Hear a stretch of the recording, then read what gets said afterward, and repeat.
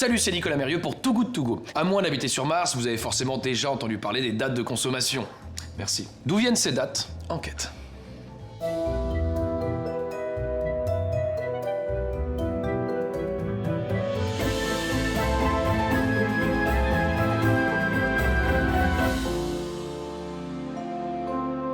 Selon l'ADEME, la mauvaise compréhension et gestion des dates de consommation est à l'origine de près de 20% du gaspillage alimentaire dans les foyers. Ce n'est pas rien. Ce que je vous propose, c'est de s'intéresser d'un peu plus près à ces dates. Quand est-ce que les dates de consommation ont-elles été inventées?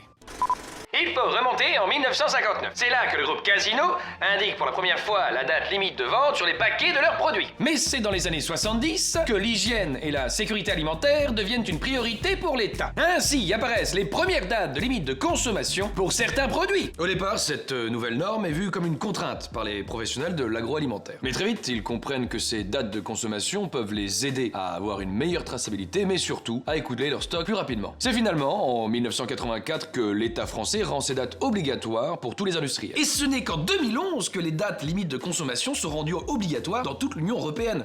Et finalement, 2011, c'est un côté, quoi. C'est très récent, tout ça. Et qui c'est qui décide des dates de consommation? La question qu'on peut se poser. Et on se la pose, d'ailleurs. C'est qui décide des dates de consommation? Je sais pas. Eh ben, je vais vous le dire. Eh bien, figurez-vous que ces dates sont décidées par les fabricants eux-mêmes. Ah! Là, hein?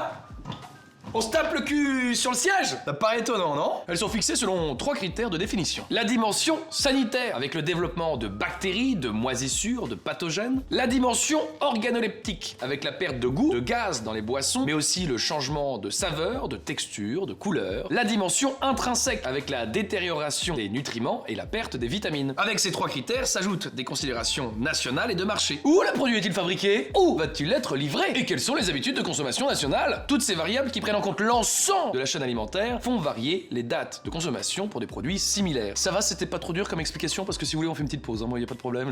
Alors, qu'est-ce qu'on peut attendre comme amélioration? On pourrait harmoniser les dates de consommation au maximum par filière. On pourrait supprimer les dates de consommation pour les produits qui n'en nécessitent pas, comme les pâtes, le riz, le miel, le café. Et on pourrait encourager le développement de packaging innovants pour améliorer la conservation. Et en attendant, pas de panique, parce que Too Good To Go est là pour vous aider à décrypter les dates, parce qu'on ne mélange pas les DDM et les DLC comme on mélange les torchons et les serviettes.